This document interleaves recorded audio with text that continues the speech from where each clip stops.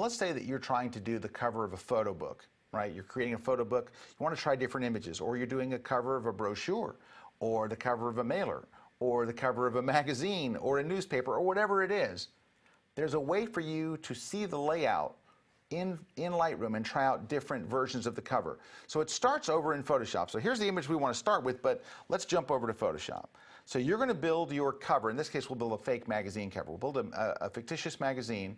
We'll build it all in Photoshop. So that's step one. All it is a gray background, and I added a bunch of text and stuff up top. I made up names, except for Brad Moore, who's my assistant, put his name in here, but it's a fake cover, and there is a gray background in the back. You only have to do two things once your fake cover is built. So just create your cover however you want to. Step one, go to the background layer, just throw it away. Just throw it in the trash. Just delete it. So now it's all transparent. You can see the little checkerboard square that makes things transparent. That's step one. Step two, go save as. Even with all the layers intact, don't worry, save as. We're going to save it to the desktop. And we'll call it Moto cover. But you're going to save it in the file format, and this is what's important, as a PNG. That is a format that Lightroom will honor the transparency. It'll keep the transparency in place. So hit save, it saves the file, and you're done. Now go to Lightroom.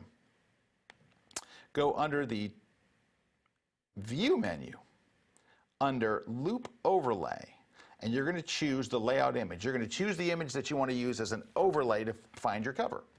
So we're going to go and choose that one that we just did. Here we go. Let's go to, there it is, Moto cover, and hit choose.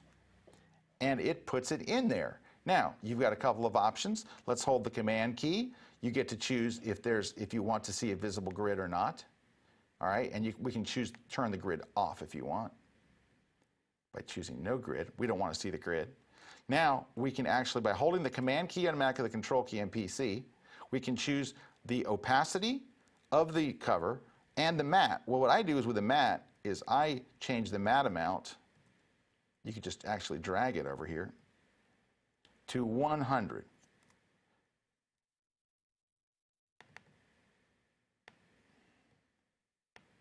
Click right on it, drag to the right, and it goes to 100% black. So now all I'm seeing is my cover. You can move your cover by just holding the Option key on Mac or the Alt key on PC and reposition it. What's nice though is I have other images I want to try here. So if I hit the right arrow key on my keyboard, it brings up another image.